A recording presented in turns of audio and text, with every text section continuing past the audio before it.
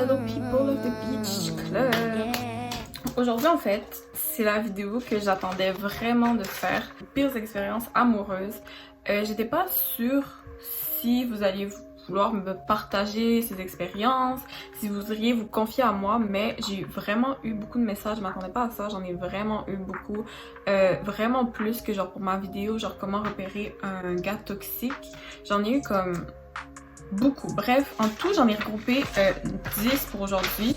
Mais si vous voulez une autre vidéo, si vous avez aimé le concept et tout, juste dites-le moi parce que j'ai assez d'anecdotes pour en faire une autre et même encore une autre. Aujourd'hui aussi, ça se peut aussi que je parle moins parce que comparé à la vidéo, genre comment reconnaître un ex toxique, en fait, là, ça va vraiment être vos expériences. Genre moi, je peux commenter un peu, genre je peux rire et tout, mais je peux pas donner genre mon avis sur vos expériences. Je sais pas si vous allez voir ce que je veux dire. Donc la première expérience, j'ai rencontré un garçon à un after et ça a été le coup de foudre.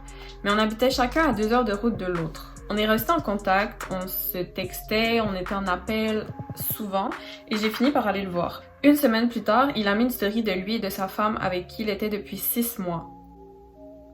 Ça me rappelle un truc que j'avais lu. C'est quelqu'un qui disait les gens qui cheatent le plus, c'est ceux qui affichent leur partenaire. Je trouve tellement que c'est vrai, genre. C'est n'importe quoi. En plus, je me dis, il a posté genre la photo avec la fille et il s'est pas dit, ok, mais genre, pour les gens que j'ai sous le côté, comment ils vont réagir et tout. Parce que peut-être qu'elle n'était pas la seule, genre. Non, il s'est dit, je m'en bats les couilles, je la poste. Et en plus, il était avec elle depuis 6 mois. C'est pas comme s'il venait de se mettre avec, non, bref. Disrespect. En plus, j'ai demandé à la fille et ils sont encore ensemble. Pauvre fille, oh my god, je me sens mal pour elle. Mais en tout cas, je lui ai demandé aussi... Maman? Tu m'as envoyé de l'argent? Ah, merci! Ouais, je lui ai demandé et le gars est encore avec la fille. Ça fait 3 ans, donc voilà, force à toi. Si tu vois cette vidéo, tu vas pas savoir que c'est toi, mais genre c'est toi. Bref. Numéro 2, mon ex et moi étions en train de...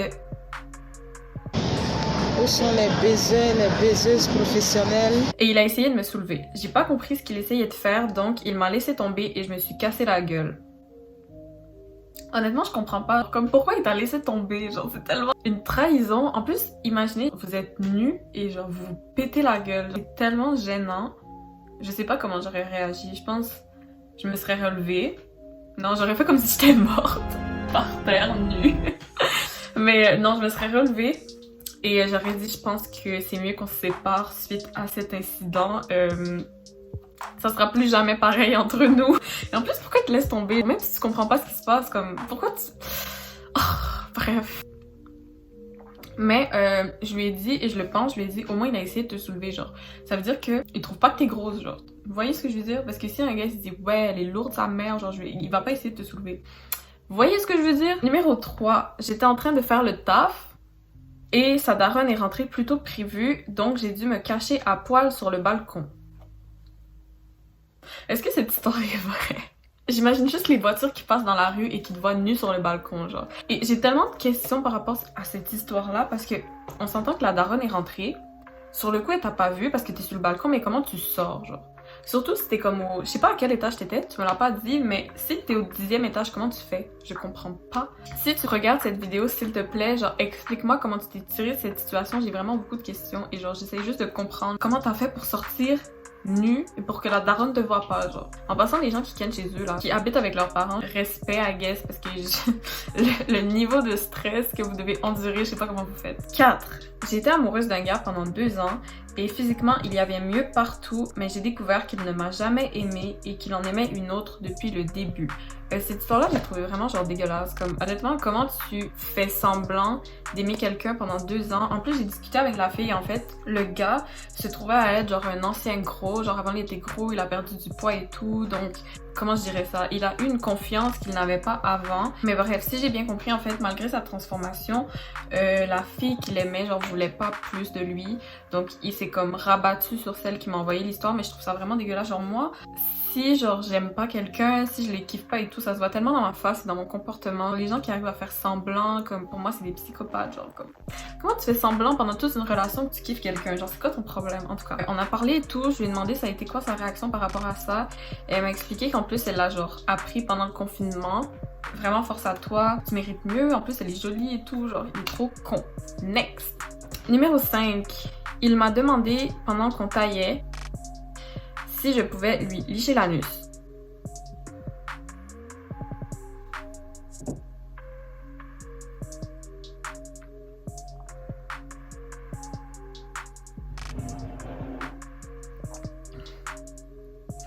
Ok, honnêtement, je sais qu'il y a des gens, ils adorent ça, ils ne jurent que par ça. Donc, je vais me retenir dans mes propos pour ne pas les offenser. Mais les gens qui kiffent ça, honnêtement, je ne comprends pas. Genre, expliquez-moi s'il y en a qui ont le temps, genre, expliquez-moi ce que vous aimez avec ça parce que... En plus, il a tellement été audacieux, genre, il a tout arrêté, il a dit, ouais, est-ce que tu peux me licher l'anus? La fille qui m'a envoyé ça, si tu vois cette vidéo, j'ai oublié de te demander, mais comme comment t'as réagi? Est-ce que t'es partie? Est-ce que t'as juste dit non et vous avez continué? Ou genre, je veux du background, comme avec le gars du balcon. Je veux la suite, je veux comprendre. Numéro 6. Oh mon dieu, ok. Cette histoire-là m'a tellement fait rire, genre j'ai tellement ri. J'ai mal aux joues, vous me faites trop rire. J'avais une date prévue avec un gars et je l'ai rejoint au parc. Donc, un élément important de l'histoire, c'est que quand elle est arrivée, il était déjà assis sur un banc et il avait genre un sac de commande. Donc, il a voulu me faire manger et il a ouvert le sac de commande et c'était une poutine au bacon. Et la fille est musulmane, elle mange juste halal. Donc, bien sûr, elle pouvait pas manger le cochon dans la poutine. 20 minutes plus tard, une amie du gars arrive pour les rejoindre. Elle sait pas pourquoi elle est arrivée. Et j'ai préféré partir. Donc, au moment de se dire au revoir, monsieur se lève et il m'arriva à l'épaule. Bonus, quand son amie a remarqué que le monsieur lui arrivait à l'épaule, elle a dit « Oh, ça va pas le faire. » Cette histoire. Ok, première chose que je lui ai demandé, c'est... Je sais pas pourquoi j'ai un stylo. Première chose que je lui ai demandé, c'est est-ce que t'es grande? Parce que si quelqu'un t'arrive à l'épaule et que tu fais 1m90, c'est plus normal que si quelqu'un t'arrive à l'épaule et que tu fais 1m50. Et en fait, elle m'a expliqué qu'elle faisait 1m65, c'est genre 2 cm de moins que moi. Honnêtement, c'est pas très grand. Et l'amie qui dit « Oh, ça va pas le faire. » Oh mon dieu, la pauvre. Bon. Mais on a tous eu ce problème-là. Ah oui, un truc aussi, il a menti sur sa taille. Il lui avait dit avant le date qu'il faisait 1m75, donc elle s'est dit ok, ça passe. Where do I start? Les gars qui font 1m75, en tout cas, les gars qui te disent qu'ils font 1m75, ils font jamais 1m75, je sais pas pourquoi. Si un gars vous dit je fais 1m75, il est plus petit. C'est pas moi qui fais les règles, je vous jure que c'est vrai. Si un gars vous dit je fais 1m75, il fait 1m70, peut-être moins même. Mais en vrai, les gars qui mentent sur leur taille, pourquoi vous faites ça? Parce que, surtout en plus, si vous savez qu'on va vous rencontrer, genre, on va savoir que vous avez menti. Mais en même temps, d'un autre côté, je comprends parce que je sais qu'il y a des filles, des fois, genre, elles font 1m55 et genre, elles veulent à tout prix, genre, un gars d'1m80, genre... Je sais que c'est dur d'être petit, ok? Je vais pas vous mentir, je sais que c'est dur d'être petit pour un gars, mais l'honnêteté avant tout. Numéro 7. Mon ex, entre parenthèses blanc, c'est important pour l'histoire, m'a dit la première fois qu'il a vu mes vrais cheveux que je ressemblais à Sideshow Bob. Ok, je sais pas ce que vous auriez fait, mes nappy-headed girls, dans cette situation. Moi, je sais vraiment pas, genre... Genre, je ris, mais c'est pas très drôle. C'est tellement méchant, comme... S'il pensait ça, il aurait juste pu le garder pour lui. Bref. Je veux savoir, est-ce que t'as fait quoi? Genre, est-ce que j'ai oublié de te demander aussi, est-ce que tu l'as laissé? Est-ce que, genre, comment a été la relation après cette remarque choquante? Genre, comment tu passes par-dessus ça? Si tu es passé par-dessus ça, je veux savoir. Numéro 8, encore plus choquant. Un gars que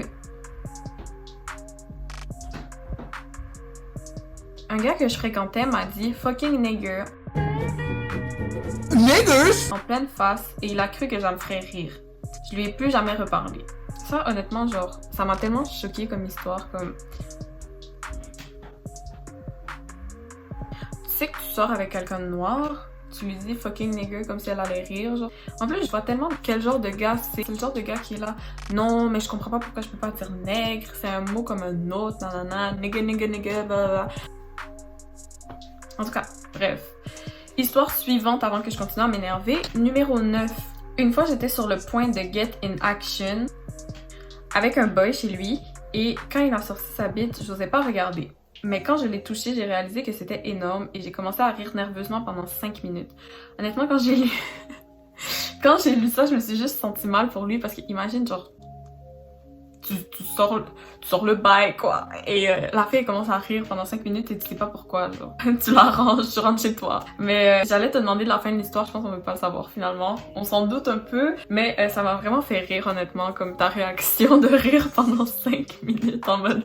Ma dernière histoire, j'ai gardé celle-là en dernier parce que j'ai été témoin de cette histoire en partie. C'est une de mes amies proches, elle m'a donné le feu vert pour parler de cette histoire, donc je vais pas dire son nom, genre à cause des détails qui seront partagés, mais juste sache que il te méritait même pas et il était trop énervant. Dès le début, je l'aimais pas, toi-même tu sais pourquoi. Et c'est pas une perte, c'est vraiment pas une perte. De toute façon, l'histoire date un peu, donc je sais que elle, maintenant, elle s'en bat les couilles et vraiment tant mieux parce que elle mérite tellement pas ça. Je commence. Il était jaloux possessif, mais j'ai découvert qu'en fait, c'était lui qui me trompait à plusieurs reprises, dont une fille qui avait le même nom que moi. Ok, donc les détails de cette histoire en fait. J'étais à Montréal avant, je reviens à Québec. On rattrape le temps perdu, genre on chill ensemble et tout. Même par texto avant que je revienne à Québec, des fois il me disait ouais, je le trouve un peu intense. Il est quand même genre, comment je dirais... C'était même plus possessif, c'était vraiment jaloux, comme elle a dit, genre il était vraiment jaloux. Et pour 3 fois rien, genre c'est pas une fille malhonnête, tu sais, elle est en couple, elle est pas en couple pour tromper, etc.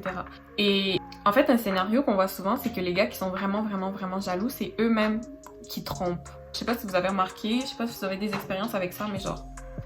Souvent, les gars qui sont extrêmement jaloux, c'est que eux, ils ont un truc à se reprocher, donc ils projettent le truc qu'ils ont à se reprocher sur leur partenaire. Donc c'est ça, elle m'a dit, il s'est connecté sur son email avec mon appareil, donc j'ai son email. Là, j'étais là genre, ok, mais tu vas en venir où? Genre, comme il y a personne qui cheat sur email.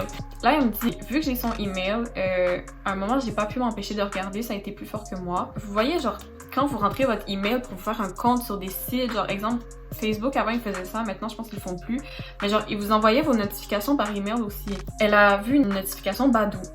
Et elle s'est dit, ok, peut-être c'est un vieux compte, mais genre, ça la titillait un peu. Surtout que lui, il continue à faire des crises de jalousie et elle est là, genre, ok, mais je doute de toi, en fait. Donc, elle me dit, si j'essaie de me connecter sur Badoo, j'ai juste à faire mot de passe oublié et ils vont renvoyer un nouveau mot de passe à l'adresse email de lui que j'ai maintenant. Donc, elle me dit, genre, est-ce que tu penses qu'on devrait faire ça et tout? Honnêtement, elle a vraiment demandé à la mauvaise personne parce que je suis la personne la plus curieuse. Ça m'a vraiment étonnée en plus qu'elle me le demande parce qu'à sa place, je l'aurais déjà fait. Mais j'ai dit, ok, viens chez moi, on va sortir et en même temps, genre, on va fouiller un peu cet email, ce compte Badoo, etc. Bien sûr, quand elle lui a dit qu'elle allait sortir, il a fait une crise de jalousie, mais on était là, ouais, frère, on sait, hein, on sait, mais on lui a pas dit, on lui a pas dit. Donc, elle vient chez moi, on ouvre le email. On ouvre dans un autre onglet Badoo et on envoie un nouveau mot de passe sur le email. Donc on se connecte au compte Badoo et on voit plein de messages de filles. En plus c'était tellement pathétique parce qu'il envoyait le même message à toutes les filles. Genre c'était genre hey avec un clin d'œil genre. Il a juste copié-collé. Et bien sûr les messages coïncidaient avec les dates où ils étaient en couple. Genre ça faisait genre 1 an en plus. Trop dégueulasse le gars, bref. Finalement, on a poussé un peu plus loin. Je vous avoue qu'on s'est laissé emporter un peu et on s'est connecté sur son Instagram où on a découvert une conversation avec son ami où il avait envoyé une screenshot d'une conversation avec mon ami et il a dit « Je la quitte quand ?» La partie drôle, c'est que quand elle a vu tout ça, elle l'a laissé automatiquement et monsieur lui a couru après pendant des mois. Je pense même à ce jour, des fois, il est là genre « Pourquoi tu m'évites? Frère, ça fait plus qu'un an. Bouge! » Bouge! Bref, donc cacaneg honnêtement. Et voilà, je suis vraiment contente que genre maintenant elle vit sa meilleure vie. En plus, qui utilise Badoo? Genre pourquoi tu cheats avec Badoo? J'espère que vous avez apprécié la vidéo. Comme j'ai dit, continuez à m'envoyer vos histoires, j'adore ce genre de vidéos. Donc voilà, j'espère vraiment que vous avez aimé. Et genre, si vous voulez d'autres vidéos, laissez ça en commentaire, laissez un pouce en l'air pour que je sache que vous avez kiffé. Bye bye!